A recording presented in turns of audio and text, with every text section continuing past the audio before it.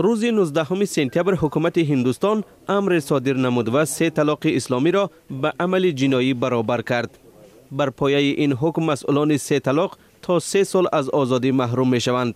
ماه اوگوست سال 2017 دادگاه عالی هندوستان اعلام کرد که 3 طلاق حقوق کنستیتوسیونی زنان را پایمال می کند. امر بعد از آن صادر شد که 3 کوشش حکومت برای منع 3 طلاق از طرف وکیلان مردمی این کشور و به ویژه در پلات بالای پارلمان دستگیری کافی پیدا نکرد.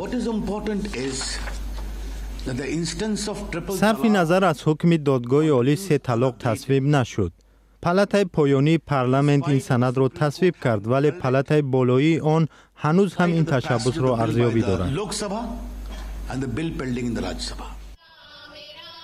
شمار از جنبش‌های مسلمانان هندوستان از این اقدام حکومت ناراحت می‌باشند.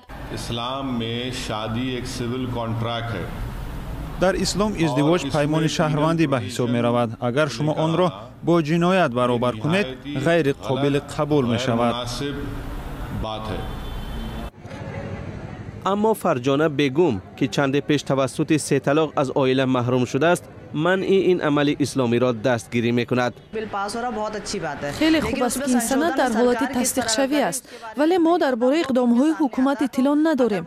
آیا حکومت به ما کمک می رساند و یا جبران پیشنهاد می کند؟ اگر حکومت مخالفت ما را به نظر گرفته ما را دستگیری کند، ما از قبول این سند قدردانی می کنیم.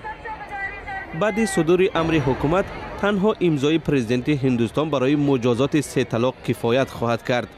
از میان 1 میلیارد و 300 میلیون اهالی هندوستان 14% مسلمان و 80% پیروی دین هندو هستند.